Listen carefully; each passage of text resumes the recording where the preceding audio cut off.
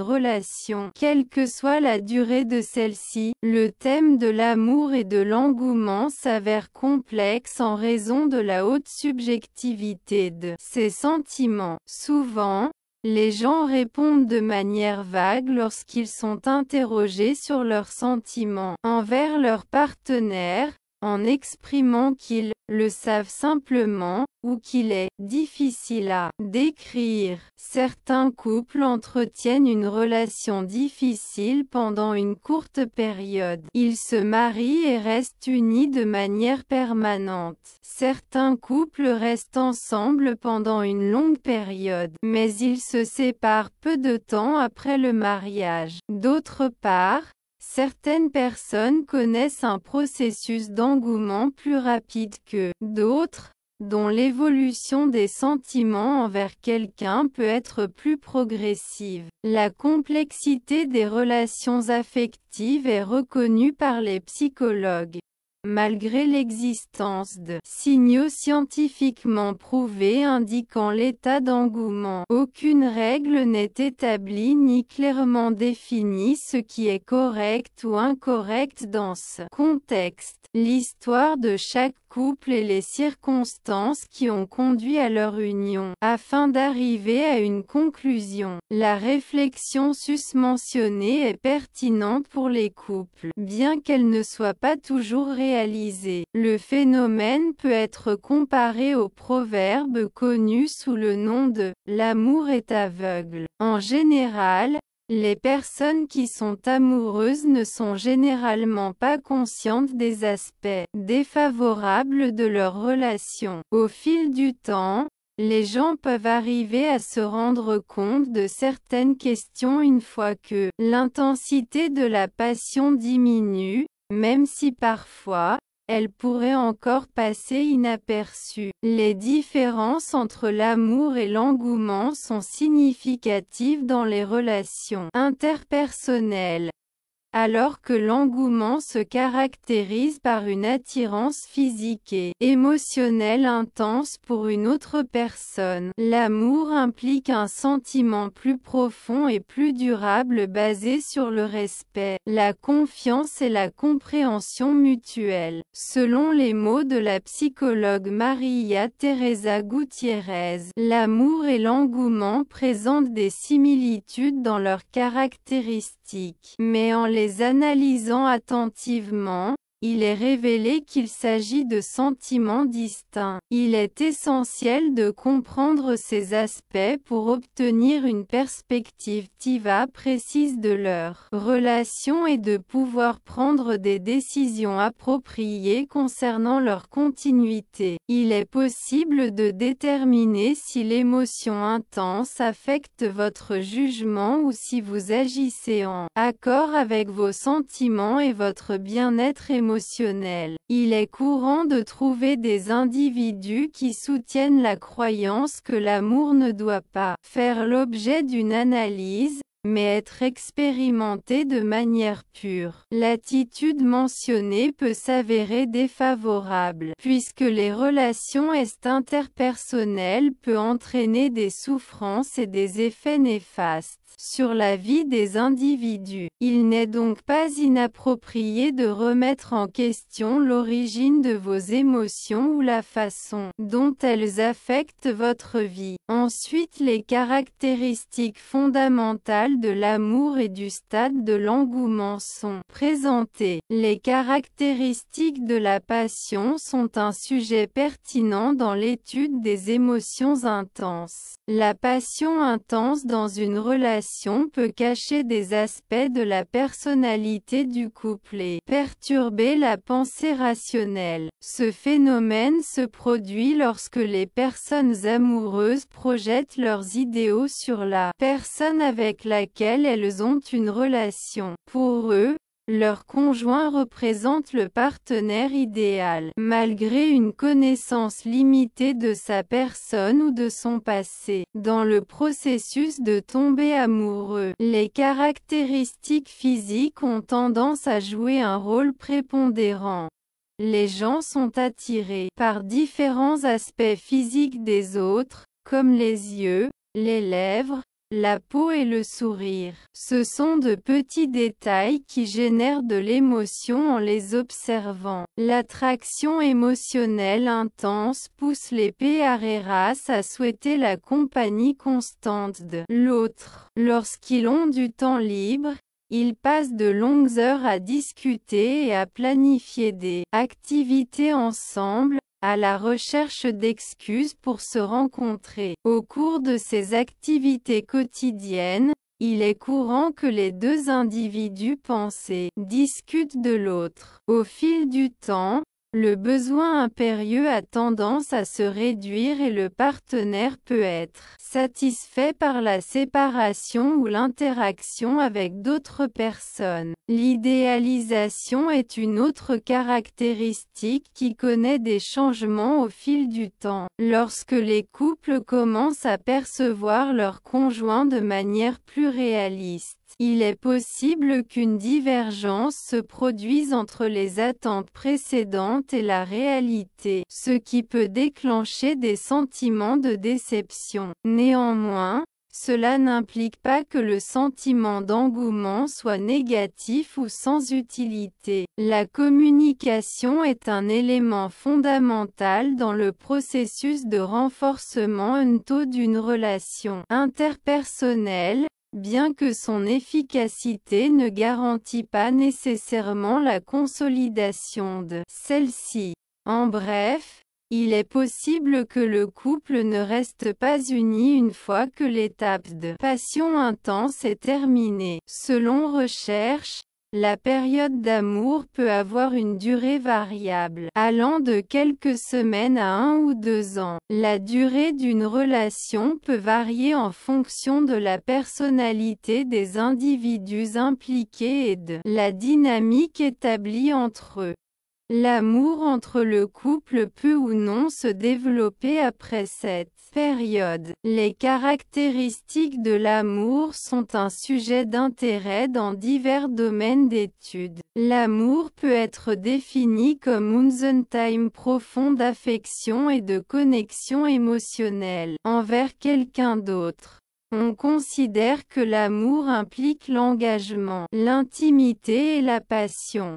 Ces trois dimensions sont fondamentales pour comprendre la nature de l'amour dans les relations interpersonnelles. L'amour est une émotion d'une grande complexité, dont la compréhension est ardue. Il existe des individus qui soutiennent la croyance qu'il est nécessaire d'éprouver des difficultés pour faire l'expérience d'un véritable amour, ce qui peut les amener à tolérer des comportements inappropriés ou même malveillants de la part de leur partenaire afin de maintenir la relation. L'amour n'a pas besoin de souffrance, de revendications, de conflits ou de défis significatifs. Contrairement à l'état d'engouement, le sentiment est plus calme et serein. Ce sentiment est fondé sur la capacité de comprendre et de partager les sentiments des autres, ainsi que sur la sécurité et la crédibilité mutuelle. Les couples ont la capacité de parvenir à un consensus, de trouver des solutions aux conflits et comprendre la perspective de l'autre. Les époux n'exigent pas de démonstration constante d'affection et de loyauté. Il existe une connaissance mutuelle et une confiance dans les sentiments de chacun. Même si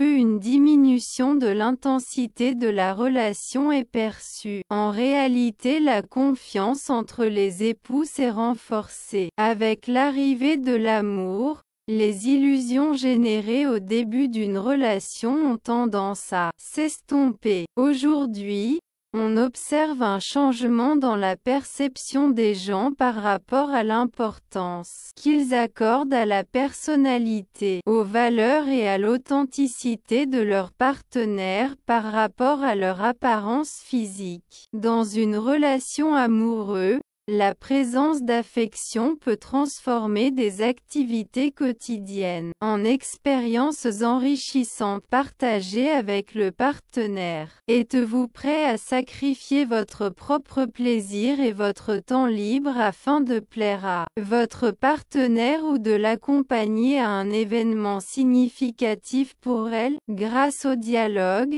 toutes les décisions sont prises. En bref, les couples parviennent à atteindre la maturité émotionnelle. Le concept d'amour platonique est refier à un sentiment idéalisé et non réciproque envers quelqu'un d'autre. L'amour platonique est défini comme une relation dans laquelle aucun élément de romantisme ou d'intimité sexuelle n'est présenté. Il est possible d'établir relation platonique avec des individus de toutes sortes, qu'il s'agisse d'amis, de membres de la famille ou de personnes avec lesquelles on n'a pas de relation étroite.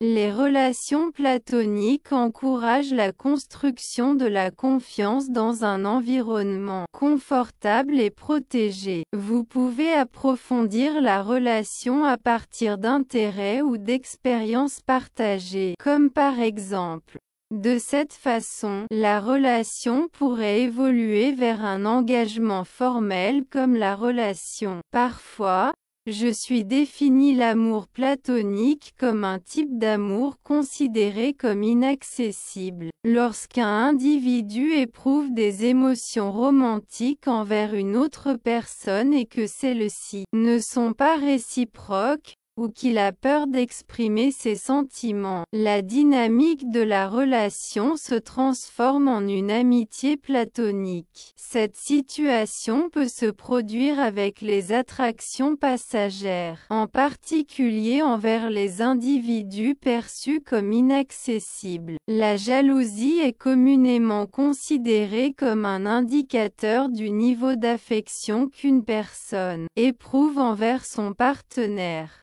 Ce sentiment survient lorsque nous nous rendons compte que la personne pour laquelle nous ressentons de l'amour consacre son attention à une autre personne, même si ces interactions n'ont pas d'intentions amoureuses. La jalousie est une émotion commune que peut affecter la plupart des relations interpersonnelles. Néanmoins, cela n'implique pas que seuls les couples romantiques éprouvent de la jalousie. Les couples ayant un niveau élevé de jalousie peuvent manifester des comportements de contrôle et des réactions irrationnelles. Ils s'efforcent de garder leur partenaire éloigné de leur cercle social, y compris leurs amis, leur famille et d'autres influences négatives potentielles. Cette relation manque complètement de santé. La liberté est l'une des caractéristiques de l'amour qui est généralement moins compris. La personne amoureuse permet la liberté de son conjoint afin qu'il puisse être authentique, agir selon sa volonté et interagir avec d'autres personnes. Aucun signe de contrôle ou de jalousie excessive n'est observé dans la relation. S'agit-il d'amour ou de passion? Une fois que les caractéristiques de l'amour et de l'engouement ont été identifiées, il est possible de réfléchir à la relation personnelle et de fixer des objectifs pour l'avenir. Par exemple, certaines personnes ont tendance à idéaliser leur relation après quelques semaines ou quelques mois de cohabitation avec leur conjoint. Ils les considèrent comme le couple parfait et élaborent de nombreux plans concernant le mariage, la paternité et la cohabitation. Parfois, le couple peut avoir des désirs différents ou ne pas répondre aux attentes de traits de personnalité idéalisés. Un autre scénario fréquent est lorsqu'une personne décide de rester dans une relation abusive en raison de la croyance que l'amour peut le surmonter et tout pardonner. Comme je l'ai mentionné précédemment, il y a un manque de compréhension chez certaines personnes sur la nécessité nécessité de cultiver l'amour de soi comme étape préalable pour pouvoir apporter de l'amour aux autres. En choisissant de tolérer les agressions et les manipulations au nom de l'amour, les gens ne se montrent pas d'amour-propre. La réflexion sur la question de savoir s'il s'agit d'amour ou d'engouement dans les contextes mentionnés et dans d'autres, implique l'exercice de l'intelligence émotionnelle. En étant prêt à prendre cette décision, vous évitez d'investir dans une relation qui n'a aucune perspective d'avenir, ce qui peut causer des dommages émotionnels et physiques. Il est essentiel de réfléchir à tous les événements qui se déroulent dans notre vie, car il est courant que certains aspects passent inaperçus. Le stress et la précipitation peuvent entraver notre vision, tout comme nos attentes personnelles. Il est donc optimal de développer l'habitude de réfléchir à nos désirs, d'évaluer notre véritable bonheur et de considérer les décisions à prendre dans des circonstances spécifiques. En ce qui concerne le sentiment amoureux, la plupart des gens considèrent qu'il n'est pas nécessaire de réfléchir à lui. Ce sentiment est approprié pour maintenir une relation. En pratique, les couples exigent de compagnie, de soutien, de responsabilité, de mûrir et d'autres qualités pour garantir la santé de leur relation. Avez-vous rencontré quelqu'un avec qui vous ressentez une connexion spéciale ou qui vous met à l'aise chaque fois que vous êtes avec eux? Ces personnes peuvent parfois vous mettre en colère ou même vous aider à guérir vos blessures les plus importantes. Se fait référence à des personnes avec lesquelles vous ressentez un lien profond, parfois appelées âmes sœurs. Deux personnes qui sont des âmes sœurs ressentent une connexion spéciale et significative au niveau de l'âme. C'est sentir que cette connexion va au-delà de l'ordinaire, au-delà d'être des collègues ou un couple, et que quelque chose de plus profond les unit ou est en jeu. Peut-être qu'ils ont l'impression de se rencontrer dans une autre vie ou que leurs âmes ont accepté de se rencontrer dans cette vie. Quand j'entends quelqu'un dire « âme sœur », il semble souvent qu'il se réfère à quelque chose d'unique, commente-t-il à MBG. Tess Whitehurst est une experte en spiritualité et un écrivain très prospère. Whitehurst pense qu'il y a beaucoup de gens qui sont parfaits pour nous. Puisque nous appartenons tous à la même humanité ou à la même conscience spirituelle, nous sommes en réalité tous connectés à un niveau profond de l'être. Comment identifier votre partenaire idéal? Nous allons analyser les différents types en considérant qu'ils peuvent se chevaucher. Quelqu'un peut être votre partenaire idéal de plusieurs façons différentes. Bref résumé, une âme sœur est lorsque deux personnes ont l'impression d'être connectées d'une manière très spéciale au niveau de l'âme. Il y en a personnes avec lesquelles vous avez décidé d'être connectés dans cette vie, qui sont les âmes sœurs les plus courantes. Ils ont peut-être décidé d'être de très bons amis, de la famille politique, d'élever des enfants ensemble ou de créer une entreprise ensemble. Une connexion spéciale peut être con quelqu'un de proche de toute une vie, comme un frère, ou avec quelqu'un de nouvellement connu, comme quelqu'un d'important dans votre travail qui vous donne une grande opportunité. Les âmes sœurs sont destinées à vous aider dans différents aspects de votre valeur, que ce soit émotionnel, professionnel ou dans tout autre domaine dont vous avez besoin pour réaliser ce que votre âme a planifié sur Terre. Aucun d'entre nous ne peut vivre seul, et les âmes sœurs nous font voir à quel point la vie est belle et complexe. Lorsque vous ressentez un lien spécial avec quelqu'un, c'est simplement le sentiment que cette personne est dans votre vie pour une raison. Par exemple, Si vous êtes très occupé mais que vous rencontrez quelqu'un de nouveau que vous aimez, vous pouvez ressentir une connexion spéciale avec cette personne qui vous motive à trouver le temps de cultiver cette relation. Vous ne voulez peut-être pas avoir un animal de compagnie, mais si un ami vous dit qu'il doit le quitter parce qu'il déménage à l'étranger, vous pourriez avoir l'impression d'en avoir une connexion spéciale avec cet animal et que l'emmener chez vous est la meilleure chose pour les deux.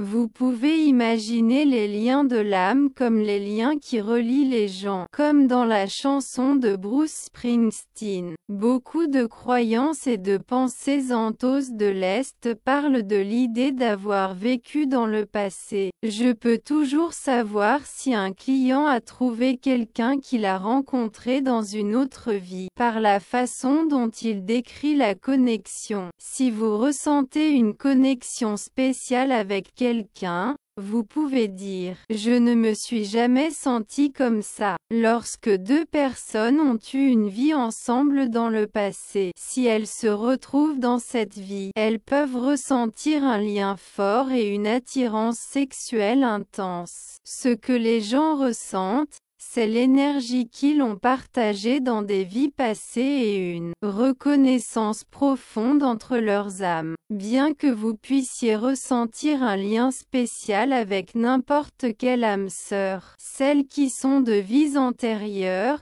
qu'elles aient eu des conflits ou qu'elles aient été des amis proches dans le passé, sont très fortes. Selon le docteur Brian Weiss, qui est un médecin spécialisé dans les régressions dans des vies passées, deux personnes pourraient accepter de se réincarner et de se rencontrer après 1000 ans, ce qui semble très romantique. Mais avoir eu une relation significative dans le passé avec quelqu'un et le fait de ressentir ce que vous ressentez ne garantit pas qu'ils doivent être un couple dans cette vie, que ce soit de manière romantique ou autre. Évaluez la relation en fonction de ce que vous êtes aujourd'hui et de la façon dont vous vous traitez mutuellement en ce moment. Si vous pensez avoir une relation de vie antérieure avec votre partenaire actuel, essayez de résoudre la situation, même si elle se termine. Cela signifie les laisser partir avec amour, en leur souhaitant le meilleur mais sans les avoir dans votre vie. Parfois, quand les personnes comme ils se retrouvent dans cette vie, ils cherchent à résoudre quelque chose ou à améliorer les choses à cette occasion. Les âmes sœurs karmiques sont parfois appelées âmes sœurs boules de démolition. Les âmes sœurs karmiques sont également connues sous le nom de almas jumeaux boules de démolition.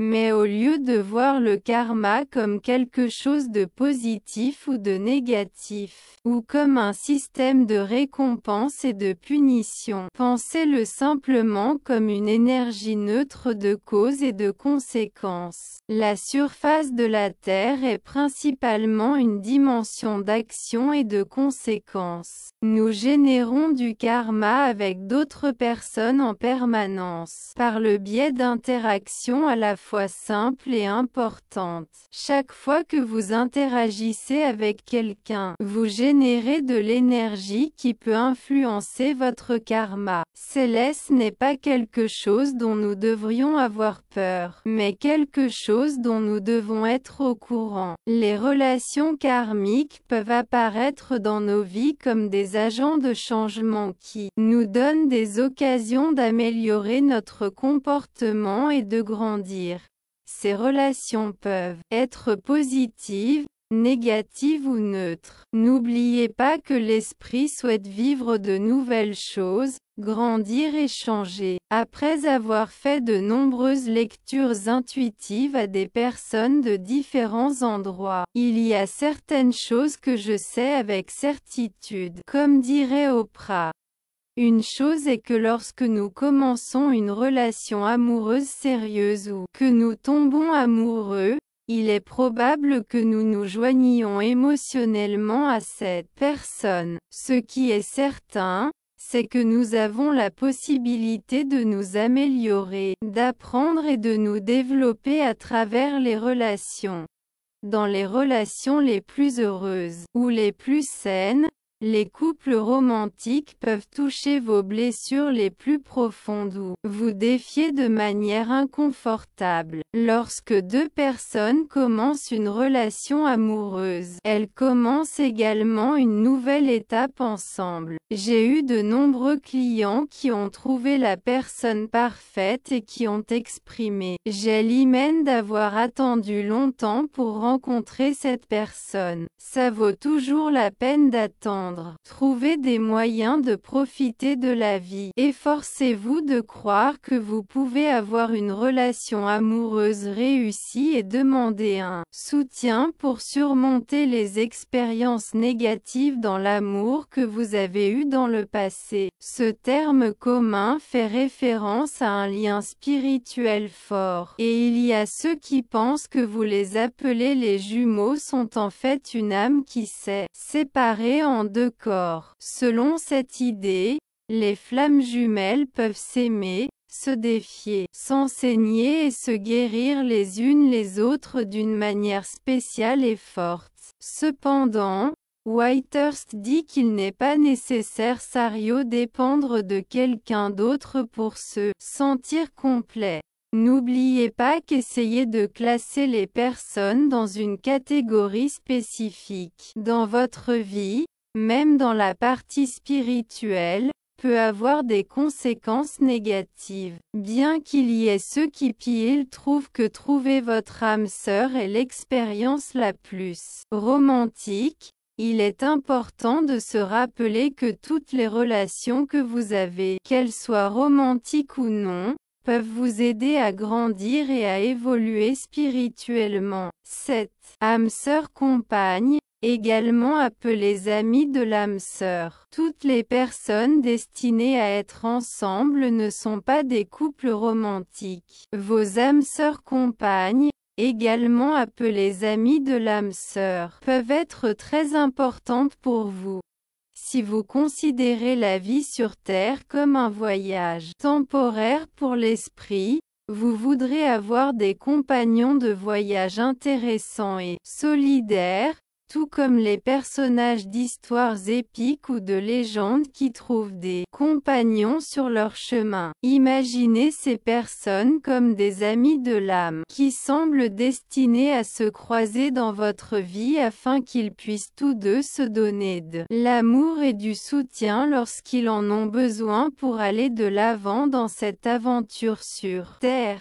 Ne sous-estimez pas l'importance des amis proches, qu'ils soient avec vous pendant longtemps ou seulement quelques mois. Les âmes sœurs sont importantes pour votre bien-être. Tout comme notre corps a besoin de nourriture et d'eau, notre âme a besoin de trouver des compagnons qui sont comme des âmes sœurs. Pourriez-vous s'il vous plaît fournir le texte que vous aimeriez que je simplifie? Groupe de personnes et d'esprits. De nombreuses âmes peuvent former des familles d'âmes. Cela peut être des gens qui sont comme une famille pour vous dans cette vie, comme un cousin qui fait partie de votre famille sur Terre et aussi à un niveau plus profond, ou des gens qui partagent des objectifs similaires, comme des militants de différents endroits qui se battent pour une cause commune ou des chercheurs spirituels qui travaillent ensemble pour répandre l'amour et la conscience dans le monde. Parfois, une personne naît dans le but d'aider à résoudre des problèmes familiaux tels que les dépendances, les abus ou les maladies. Les personnes ayant des intérêts similaires ne sont pas toujours pères et races parfaites, mais parfois elles le sont. Les personnes partageant les mêmes idées sont celles qui vous comprennent vraiment.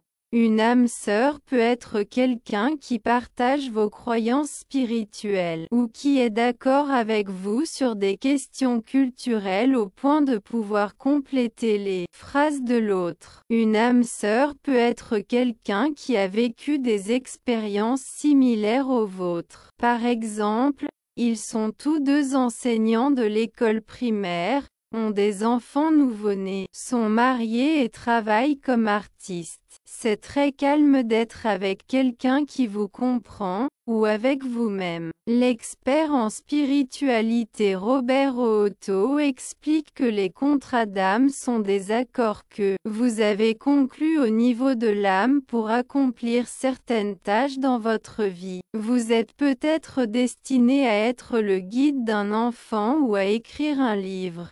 Ces accords peuvent être modifiés. Donc si vous êtes dans une situation négative, laissez-la ou remplacez-la par une meilleure. Mais, croire que vous êtes destiné à faire quelque chose de difficile, comme démarrer votre propre entreprise, peut vous donner la motivation et la force de surmonter les moments compliqués sur ce chemin. Pour savoir si vous avez un lien spécial avec quelque chose ou quelqu'un dans votre vie, c'est simplement faire confiance à votre intuition. Un guérisseur ou un guide peut apparaître dans votre vie d'une manière spéciale parce que c'est quelqu'un qui a beaucoup à vous apprendre.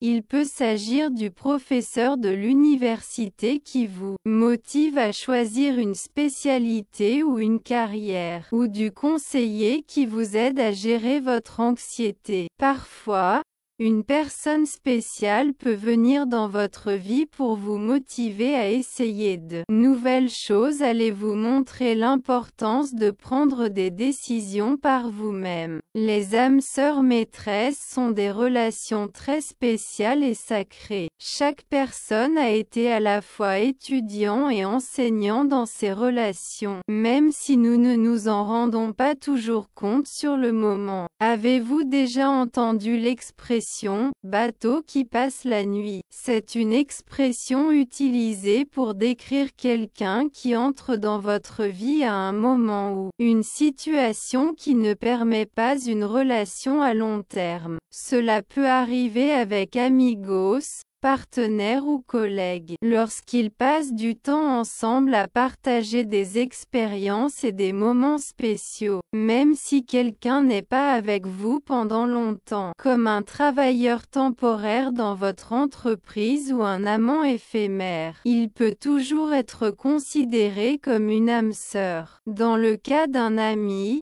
il est possible qu'ils se souviennent toujours du temps qu'ils ont passé ensemble et des leçons qu'ils ont apprises. Mais leur vie est très occupée pour maintenir l'amitié de manière profonde. Dans le cas de la personne aimée décédée, il est possible que vous vous en souveniez toujours avec amour ou que vous la voyiez comme une sorte de guide spirituel.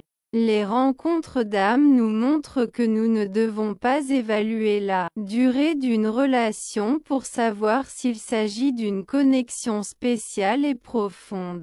Croire fermement en l'existence du véritable amour peut vous amener à ignorer à la fois les vertus et les défauts de votre partenaire, ce qui peut déclencher des conséquences négatives et préjudiciables à la stabilité de la relation. À l'une fois vous êtes-vous retrouvé dans la situation de partager avec vos amis les conflits auxquels vous êtes confrontés dans votre mariage et de recevoir comme réponse qu'il n'était pas nécessaire de s'en inquiéter? Ou avez-vous eu l'occasion d'assister à quelqu'un à l'intérieur de votre cercle social se lancer dans une relation qui, de votre point de vue, semble inévitablement destinée à l'échec? Les experts en psychologie ont identifié deux échelles fondamentales qui ont un impact significatif sur l'hommété où nous établissons et maintenons des liens interpersonnels. Une mesure fondamentale est l'importance que nous attachons aux premières impressions et aux premiers signes de compatibilité. l'autre, la possibilité de faire face à difficultés dans les relations interpersonnelles. Elles sont communément appelées théories implicites des relations interpersonnelles, car elles sont rarement discutées ouvertement dans les conversations quotidiennes. Nous pouvons réfléchir de manière intuitive et personnelle que nous sommes peut-être plus ou moins enclins à croire en l'existence du véritable amour. Cependant, ce sujet est souvent quelque chose que nous n'abordons généralement pas ouvertement avec notre cercle proche ou que nous gardons à l'esprit lors de l'initiation de nouvelles relations. Ensemble, ces deux échelles d'évaluation psychologique peuvent fournir des informations précieuses sur notre tendance à éviter d'aborder ouvertement les conflits dans nos relations de couple, à rechercher et à amplifier d'éventuels défauts vous-même lorsqu'ils ne sont pas pertinents, et à disparaître soudainement sans offrir aucune explication. Pratique connue sous le nom de ghosting. Les divergences notables dans ces attitudes implicites peuvent aussi nous donner des perspectives pour comprendre que les décisions matrimoniales de tiers nous sont parfois complètement incompréhensibles. Pour déterminer avec précision votre emplacement sur ces échelles d'évaluation, je vous recommande de faire les deux évaluations que nous avons mentionnées plutôt au cours de notre conversation d'aujourd'hui. Croyez-vous vraiment à la possibilité de faire l'expérience de l'amour à première vue, ou dans l'amour profond et éternel qui grandit et se renforce avec le temps et les expériences partagées? La mystérieuse recherche de l'âme sœur est un sujet récurrent dans la littérature et le cinéma. De nombreuses personnes aspirent à trouver cette personne spéciale avec laquelle elles peuvent partager un lien profond et significatif. L'idée que dans un lieu du monde il y a quelqu'un destiné à être notre compagnon parfait éveille des émotions intenses. Répondez aux questions suivantes en utilisant des valeurs de 1 à 7, où 1 indique « complètement en désaccord » et 7, tout à fait d'accord. Le succès durable d'une relation conjugale dépend en grande partie du fait que les personnes impliquées se complètent mutuellement et partagent des valeurs, des objectifs et des visions d'avenir qui sont alignés les uns avec les autres. Exis, vous avez la possibilité que quelque part dans ce vaste monde, il y ait une personne qui est complètement parfaite, ou du moins presque parfaite, pour moi. Dans les mariages, il est courant que beaucoup de gens découvrent, au lieu de construire de étaient conscients, un lien émotionnel et affectif extrêmement profond et intime avec son conjoint. Il est extrêmement crucial et fondamental que mon conjoint et moi maintenions vivante la flamme de l'amour et de la passion mutuelle après avoir contracté le mariage. Je ne pouvais pas imaginer épouser quelqu'un si je n'étais pas profondément amoureux de lui. Le concept de l'homme parfait ou de la femme idéale n'existe pas vraiment dans la vie réelle. J'estime de tout mon cœur que mon futur mari ou ma femme soit la personne la plus merveilleuse et la plus extraordinaire que j'ai eu le privilège de rencontrer de toute ma vie. Les personnes qui cherchent constamment à trouver leur partenaire idéal et perfecta ont tendance à perdre une quantité considérable de temps dans cette recherche infructueuse. La principale raison pour laquelle la grande majorité des mariages se terminent par un échec est que les personnes impliquées ne sont pas vraiment destinées à partager leur vie ensemble. Les liens entre les personnes sont souvent établis avant leur rencontre face à face. Passons maintenant à la révision et à la correction de la ponctuation dans ce texte. Tout d'abord Veuillez faire la somme des chiffres correspondant aux questions 1, 2, 3, 4, 5, 7, 9 et 10. Pour les questions numéro 6 et numéro 8, veuillez soustraire la valeur indiquée par 8 et utiliser le résultat obtenu comme réponse TA. Peu importe si c'est un nombre négatif. Par exemple, si vous avez répondu 6 unités, votre réponse sera de 2 unités. 6 moins 8 est égal à moins 2. Calculez la somme de tous les nombres présents dans la liste. Puis divisez le résultat total par 10 pour obtenir la moyenne sur cette échelle numérique. Lorsque les relations amoureuses traversent des difficultés et des défis, les personnes qui marquent le plus haut sur l'échelle de la croissance personnelle, et qui sont engagés dans leur propre émotionnel et spirituel, ils ont tendance à gérer plus efficacement les adversités